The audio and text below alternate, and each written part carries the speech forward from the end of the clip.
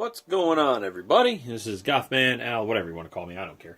And I'm just going to show you guys graphite powder on a black glossy finish, because basically what we're doing is an economic Mandalorian helmet build. Not just any Mandalorian, but the one from the new Disney Plus series coming out, The Mandalorian. So here's a little bit on how that looks and how that goes. So what we did was we took a cheap Boba Fett helmet that I got in a dollar store. I got it for about $5. We made 2 cuts to give it the angle. We put milliput in there to cover that up. We blocked off the whole face screen. We took the side attachment pieces off since he doesn't seem to have any. And we took resin and we filled the dent in the helmet. We filled in some of the seams. They're not perfect, but, you know, it's good enough for what I want to do. And then we took strips of basically thin EVA foam, put them across the top, including adding a little diamond piece here, coated that in resin as well. Then we sanded, prime filled, just to get it smoother, and we put a glossy black finish on it. The reason we did glossy black finish is that the graphite powder will work with that to give us kind of a gunmetal look, which is apparently the look of what they have for the show. So the helmet is got that sort of gunmetal look to it. So the next step, and this will be the fun part, and for a more complete tutorial on this, you can go to Punished Props. They had a really good one that I used. We need some beauty wedges or buffing tools. So I like to use a new one of these every time I do something like this. So we'll take one of these, and this is what we're going to buff with. You need your graphite powder, a brush to apply it. And it's going to go pretty simply. So we're going to take... You also want to put down some paper to catch the graphite powder, because you can recycle the drop graphite powder. If your paint job isn't 100% smooth and it's got some imperfections, you can turn that into weathering later. Imperfections will actually help with the weathering process. What the hell happened over here? If you're going for 100% pristine, I recommend you get a full resin bucket or a one-piece pull that you can really do a lot of work on and not use one of these toys. But this is how you do a really cheap one. So you get a good amount of graphite powder on it, and you put it onto the prop. And you just start kind of working it in.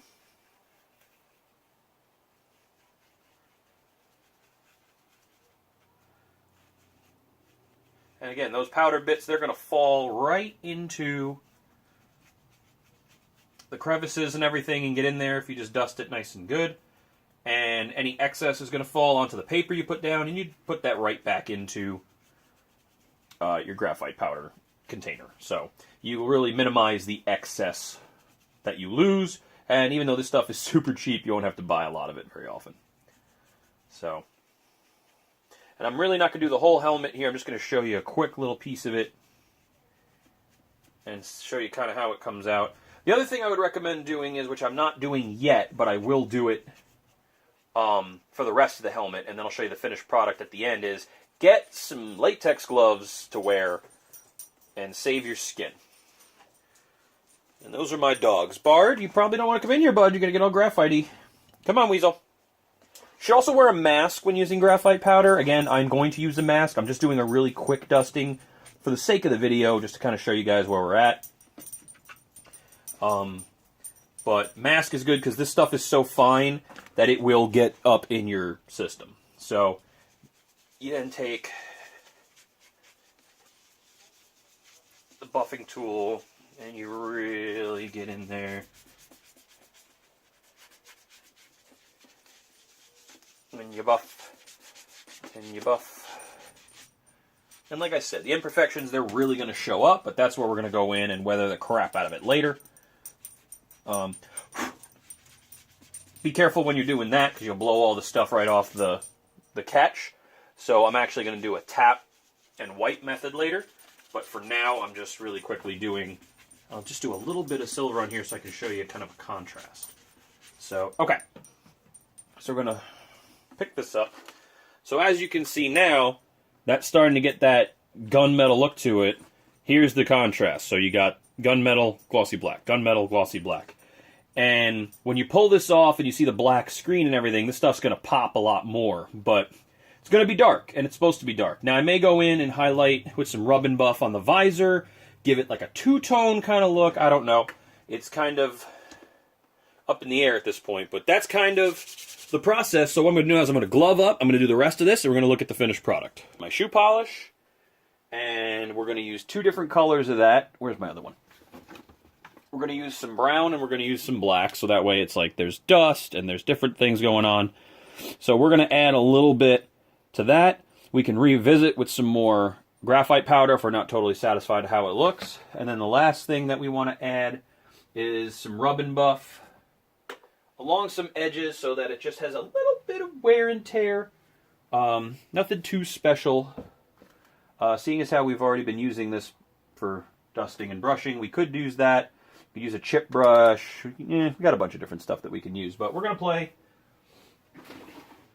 Okay.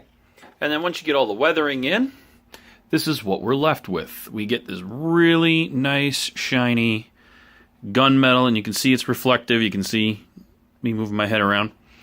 Look, you know, it's not perfect. It's going to have some grunge and some dirt. And if you feel like you overdid it with the stains, you can go back in with the graphite powder and cover up a lot of it. It'll just cover right over it. I like it to have a little bit of oomph, so. And on the inside, it's still the same toy it was, and it still functions, and I can turn it on and make it work. Where's the thing here?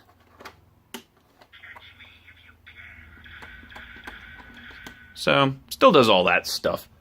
What's off? Off's all the way down. So, that can obviously, you can go in and adjust the voice recorder if you're tech savvy and replace that with some words. Then the seams don't seem like a big deal because you've kind of built them into the weathering and they look like weld marks. But the dirt, you know, using a couple colors adds something to it. So, really nice helmet. And that's how we get a Mandalorian helmet out of a basic Boba Fett toy. Just a little quick, it's a strip, little resin, seal up some stuff, and then you're ready to rock and roll. So this guy is good to go. And now let's just see if anybody needs a Mandalorian helmet, because I actually don't think I'm going to build this whole costume, so maybe I'll put it out there really cheap for people to grab. I know buckets right now are going for like $100 or something, so maybe I'll just put this guy out there for something cheap. But looks really good, happy with it, really good a chance to play with the graphite powder, and I was really happy with the result.